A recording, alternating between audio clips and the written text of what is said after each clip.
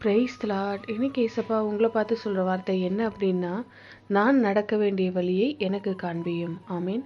ஆண்டவரே, நான் நடக்க வேண்டிய வழியை எனக்கு காண்பீங்க.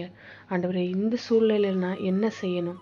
என்னுடைய குடும்பத்துக்குள்ளே இப்படிப்பட்ட பிரச்சனை இருக்குது, நான் எப்படி நடந்து கொள்ளணும்? என்னுடைய பிஸ்னஸில் இப்படி ஒரு நெருக்கம் வந்துருச்சு, நான் என்ன பண்ணணும்? என்ன பண்ணுறதுனே தெரியலையே. நான் நடக்க வேண்டிய வழியை எனக்கு காண்பீங்க. நீங்கள் ஜெபம் பண்ணினா ஆண்டவர் அழகாக காண்பிப்பார், ஆலோசனை கொடுப்பார். ஒரு காரியத்தில் என்ன செய்கிறதுனே தெரியாமல் இருக்கும்போது, தடுமாற்றம் வரும்போது, நாமளாக ஒரு டிசிஷன் எடுக்காமல் அதை ஆண்டவரிடத்தில் தெரியப்படுத்தணும். அப்படி நம்ம அவர்கிட்ட சொல்லும்போது அவர் தெளிவான ஒரு வழியை காண்பிப்பார். நிறைய நேரங்களில் நம்ம என்ன பண்ணுறோம் அப்படின்னா, நாமளாகவே ஒரு டிசிஷன் எடுத்துறோம். அதுதான் இங்கே நிறைய பிரச்சனைக்கு காரணமாகவே இருக்குது.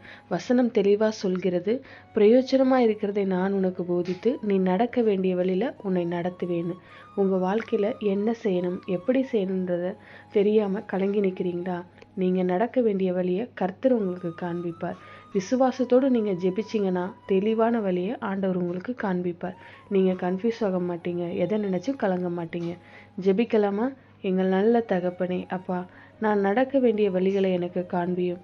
இந்த காரியத்தில், இந்த பிரச்சனையில் நான் என்ன செய்யணும், எப்படி செய்யணும், எனக்கு வழியை காண்பீங்க, ஆலோசனை தாங்க. இயேசுவின் நாமத்தில் ஜெபிக்கிறோம் பிதாவே. ஆமீன். God bless you.